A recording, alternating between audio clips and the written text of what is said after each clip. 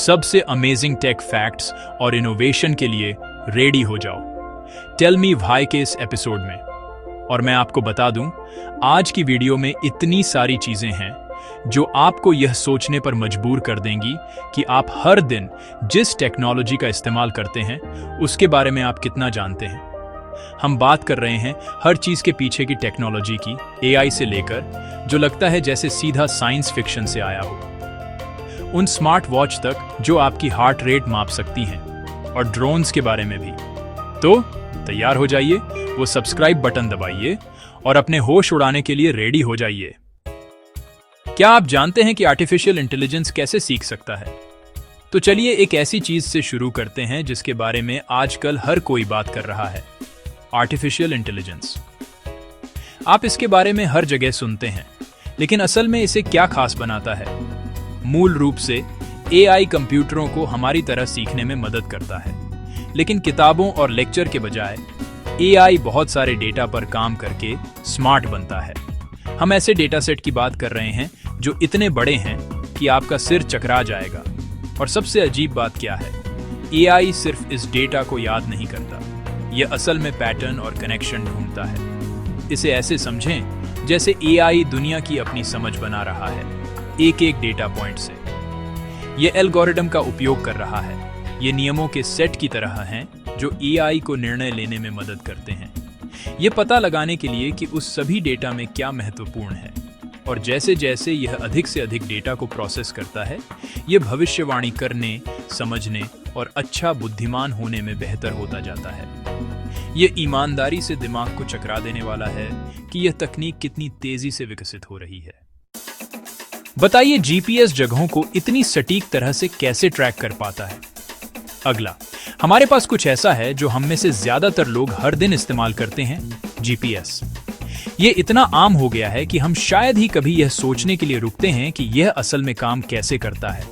लेकिन मेरा विश्वास करो, यह वाकई बहुत प्रभावशाली है। जरा सोचिए, अभी पृथ्वी के चारों ओर उपग्रहों का एक पूरा झुंड घूम रहा है और वे लगातार सिग्नल भेज रहे हैं। आपका फोन या आपकी कार का नेविगेशन सिस्टम उन सिग्नलों को पकड़ रहा है और उनका इस्तेमाल आपकी सटीक जगह का पता लगाने के लिए कर रहा है। लेकिन यहाँ सबसे कमाल की बात यह है, ये सिर्फ एक उपग्रह से सिग्नल का इस्तेमाल नहीं कर रहा है, ये एक ही समय में कई उपग्रहों से बात कर रहा है। उन सिग्नलों को आपके डिवाइस तक पहुंचने में लगने वाले समय में छोटे छोटे अंतरों की गणना करके जीपीएस आपकी जगह का अविश्वसनीय सटीकता के साथ पता लगा सकता है। यह आपके हाथ की हथेली में होने वाले ट्रायंगुलेशन के हाईटेक गेम जैसा है। मुझे बताओ कि वीडियो गेम अब इतने असली क्यों लगते हैं?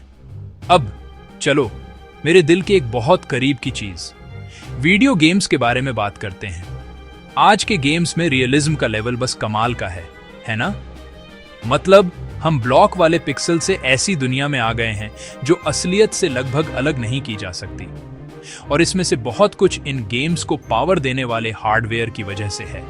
खासकर हम जीपीयूज या ग्राफिक्स प्रोसेसिंग यूनिट्स के बारे में बात कर रहे हैं। ये चीजें नंबर क्रंच करने और कॉम्प्लेक्स इमेज रेंडर करने में कमाल की हैं। वे उन हाइपर रियलिस्टिक ग्राफिक्स को चलाने वाले इंजन की तरह हैं। लेकिन यह सिर्फ रॉ पावर के बारे में नहीं है। गेम डेवलपर्स कुछ बहुत एडवांस टेक्निक का भी इस्तेमाल कर रहे हैं, जैसे रे ट्रेसिंग, जो ये सिमुलेट करती है कि असल दुनिया में लाइट कैसे बिहेव करती है। और आप जानते हैं कि गेम्स में और क्या बड़ी भूमिका निभा रहा है? आपने सही अंदाजा लगाया, एआई।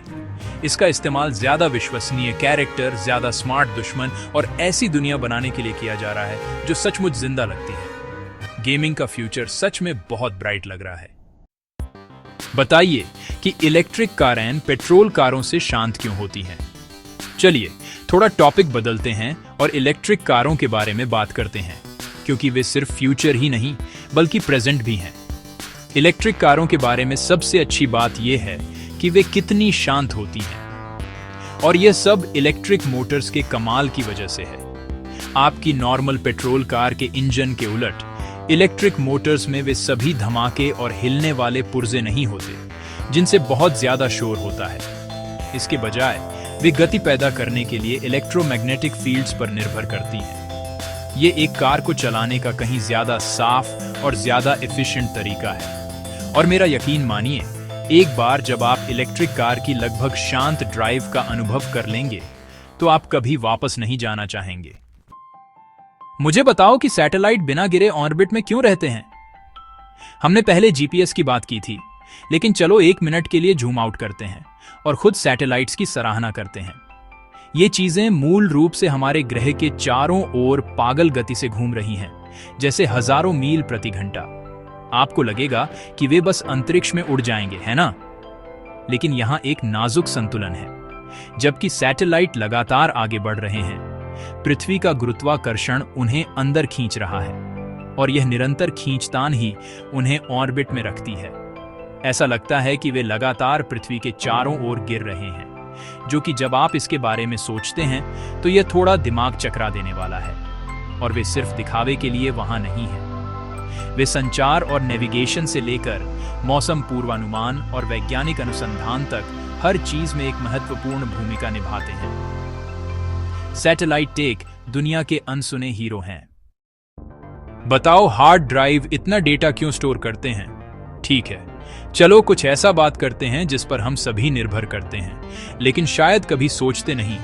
Hard drive. ये चीजें असल में हमारी जिंदगी के डिजिटल वेयरहाउस हैं। हमारी फोटो और वीडियो से लेकर हमारे जरूरी डॉक्यूमेंट्स और खैर कैट मीम्स तक सब कुछ स्टोर करती है। लेकिन क्या आपने कभी सोचा है कि वे असल में काम कैसे करते हैं? उन मेटल एनक्लोजर के अंदर आपको एक मैग्नेटिक मटेरियल से ढकी हुई घूमने वाली प्लेटें मिलेंगी।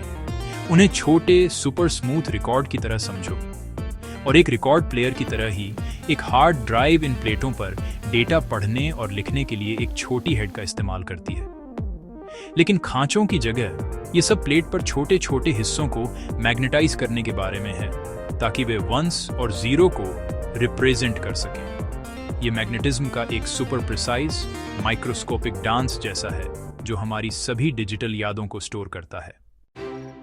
मुझे बताओ, smart watches heart rate track कैसे कर सकती हैं? चलो स्मार्ट वॉचेस के बारे में बात करते हैं, क्योंकि आपको पता है वो सिर्फ फैंसी टाइम पीसेस से कहीं ज्यादा बन गए हैं। ये चीजें सेंसर्स से भरी हुई हैं, जो आपके स्टेप्स और नींद से लेकर आपकी हार्ट रेट और यहां तक कि आपके ब्लड ऑक्सीजन लेवल्स तक सब कुछ ट्रैक कर सकती है। लेकिन वो ये सब कुछ कैसे जान पाती है? तो यहाँ एक की टेक्नोलॉजी है जिसे फोटोप्लेथिस्मोग्राफी कहते हैं, जो सुनने में बहुत कॉम्प्लिकेटेड लगता है लेकिन असल में काफी कूल है।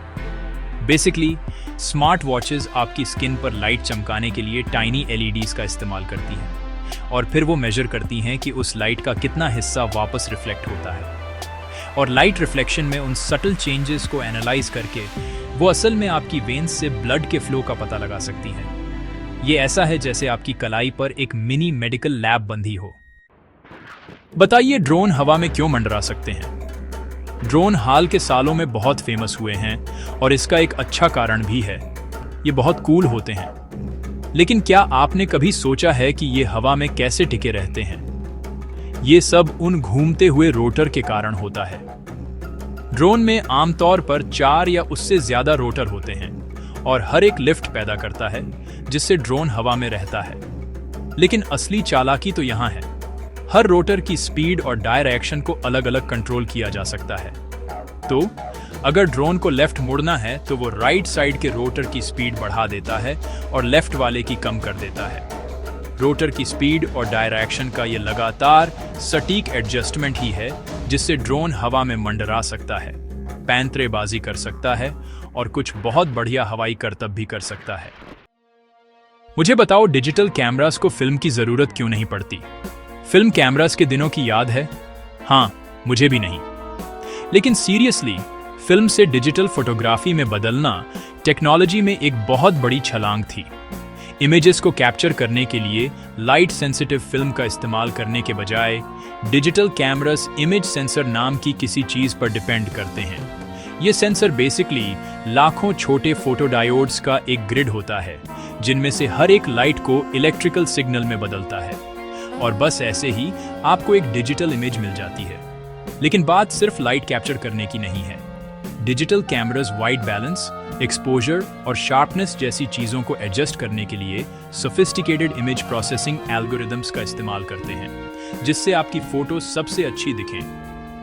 और कंप्यूटेशनल फोटोग्राफी के बढ़ने के साथ कैमरास और भी स्मार्ट हो रहे हैं। एआई का इस्तेमाल करके डिटेल्स को बेहतर बनाने, ब्लर हटाने और तो और अपने सब्जेक्ट्स के 3 डायमेंशनल मॉडल्स बनाने जैसे काम कर रहे हैं। बताओ कुछ पुल भूकंप का सामना कैसे कर सकते हैं। आखिर में एक ऐसे टॉपिक के साथ खत्म करते हैं जो दिलचस्प और बहुत जरूरी है, भूकंप रोधी पुल। जब भूकंप आता है तो जमीन तेजी से हिल सकती है, जिससे पुल जैसी इमारतों पर बहुत दबाव पड़ता है। लेकिन इंजीनियर्स ने पुलों को इन ताकतों के लिए ज्यादा मजबूत बनाने के कुछ अनोखे तरीके सोचे हैं। एक जरूरी तरीका है पुल बनाने में लचीली चीजें इस्तेमाल करना। स्केच्ड होने के बजाय ये चीजें असल में झुक सकती हैं और भूकंप की कुछ एनर्जी को सोखने के लिए अपना आकार बदल सकती है।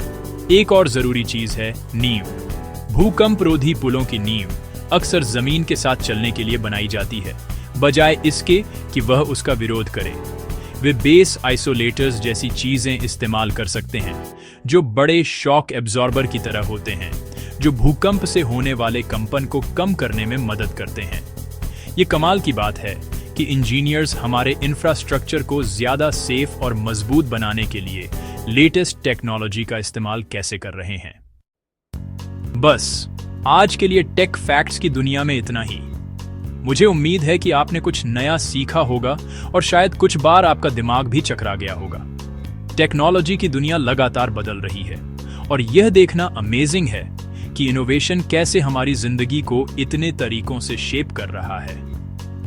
अगर आपको यह वीडियो पसंद आया तो लाइक बटन दबाएं और ऐसे ही और जबरदस्त टेक कंटेंट के लिए चैनल को सब्सक्राइब करें। और हमेशा की तरह देखने के लिए थैंक्स। क्यूरियस रहे।